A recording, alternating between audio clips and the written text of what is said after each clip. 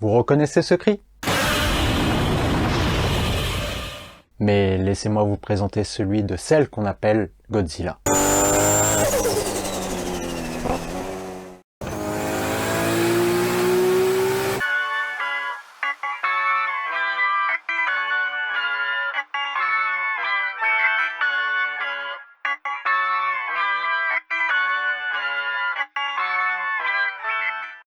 Fin des années 80, le Japon vit son âge d'or.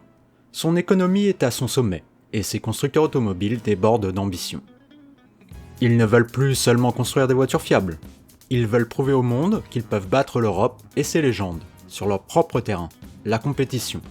La Skyline a déjà une lignée prestigieuse derrière elle.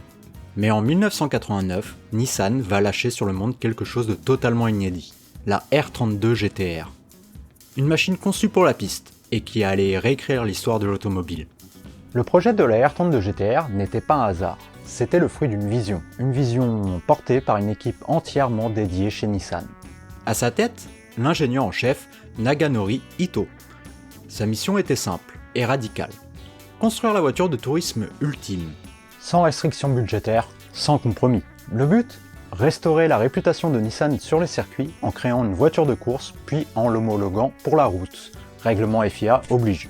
A l'origine, la R32 devait embarquer un 2,4 litres biturbo, le RB24 DETT, suffisant pour la catégorie groupe A en 4000 cm3, mais il y avait un problème. L'ajout du système 4 roues motrices rendait la voiture beaucoup trop lourde. Alors Nismo, la branche compétition de Nissan, a pris une décision radicale. Si le poids était un handicap, autant en faire une force. En montant de catégorie, Nissan pouvait chausser des pneus plus larges. De quoi gommer le handicap du poids. Restait une évidence. Il fallait un moteur capable de suivre.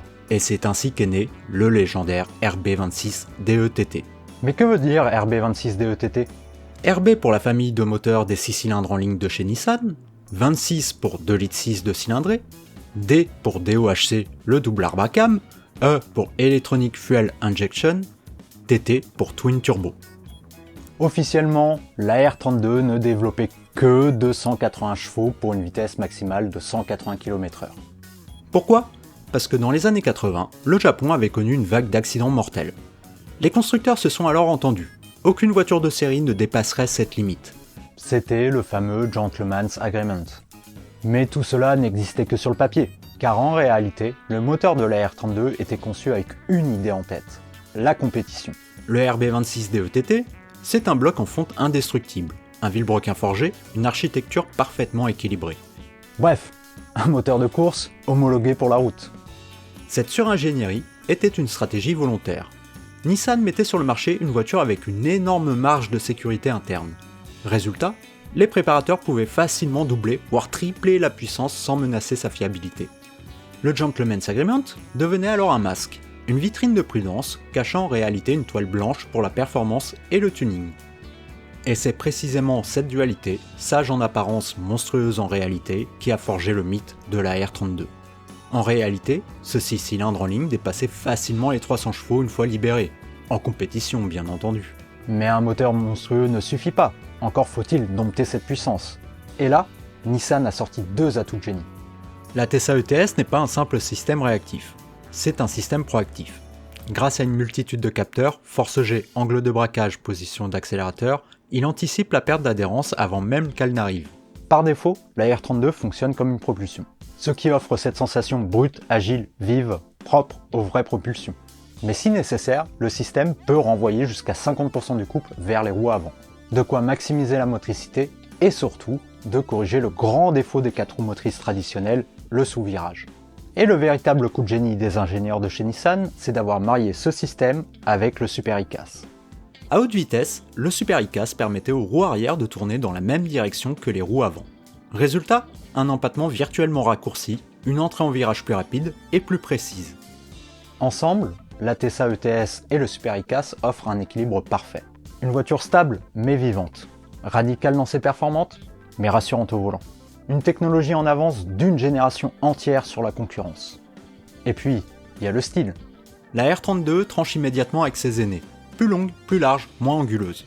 Une silhouette profilée, tendue, qui respire la compétition. Les ailes élargies et la calandre à 3 lames la distinguent d'un simple coupé Skyline. Ici, tout annonce la GT-R. Son long capot bombé trahit l'imposant bloc moteur caché dessous. À l'arrière, l'aileron fixe ne casse pas la ligne, mais transforme la stabilité. Un rappel discret mais clair. Cette voiture a été dessinée pour la compétition, pour chasser le chrono. Et puis cette signature inimitable. 4 feux ronds incandescents dans la nuit qui marquent à jamais l'imaginaire automobile. Le nom Skyline incrusté dans le pare-choc, le badge GTR sur le coffre sont un rappel de si quelqu'un oserait encore croire qu'il s'agit d'un coupé sage. À l'intérieur, l'ambiance est japonaise, sans concession. Volant à droite, plastique dur, un peu de cuir, une touche d'Alcantara. Le compteur bloqué à 180 km/h rappelle les lois du marché intérieur, le fameux JDM. Mais les sièges baquets, les manomètres pour surveiller les turbos, l'huile et la tension électrique rappellent une vérité bien plus brutale. Cette voiture est née pour courir. Et sur la piste, indétrônable. Dans le championnat japonais de tourisme, le JGTC, la R32 a aligné victoire sur victoire. 29 consécutives, un record qui écrase toute concurrence. À l'international, elle ne s'est pas contentée de participer. Elle a humilié Porsche avec sa 911 Type 964, elle a enterré la BM M3 E30 et réduit la Ford Sierra RS500 au silence. En Australie, son règne fut si écrasant que les organisateurs n'eurent qu'une seule solution, changer les règles. Des kilos de lest ajoutés, des pneus rétrécis, des pénalités taillées sur mesure pour freiner la GTR. Mais cela l'a surtout rendue artificiellement non compétitive. Résultat, elle fut poussée indirectement hors du championnat. C'est là-bas, en juillet 1989, que l'éditeur de l'époque du magazine Wheels, Phil Scott, lui a donné un surnom qui allait rester gravé pour toujours, Godzilla. En référence au monstre inarrêtable du même nom qui détruit tout sur son passage. Une japonaise qui traquait les européennes, les détruisait les unes après les autres, et qu'on a fini par bannir des circuits. La R32 n'est pas seulement une voiture de course à succès, elle est devenue un symbole, le symbole de toute une culture automobile japonaise. Son moteur, conçu comme une base de compétition, supportait des puissances délirantes. Résultat, elle est devenue la plateforme rêvée d'une nouvelle génération de préparateurs et de passionnés. Son succès a déclenché un véritable raz-de-marée. Pour la première fois, les voitures japonaises n'étaient plus seulement fiables. Elles étaient désirables, charismatiques, mythiques. De 1989 à 1994, plusieurs versions sont venues enrichir cette légende. La Nismo, taillée pour le groupe A, la N1 avec son bloc et turbo renforcé, ou encore les V-Spec 1 et V-Spec 2, chacune repoussant un peu plus les limites de la performance et de la technologie. Puis est venue l'ère d'Internet, des magazines spécialisés et des jeux vidéo. Dans Gran Turismo 1, la R32 était l'une des premières voitures d'occasion que j'ai achetées. À l'époque, elle représentait pour moi un rêve virtuel. Et des années plus tard, elle est devenue bien plus que ça. Ma première vraie JDM importée. Un rêve devenu réalité dans mon garage. Aujourd'hui encore, la passion pour les R32 ne faiblit pas.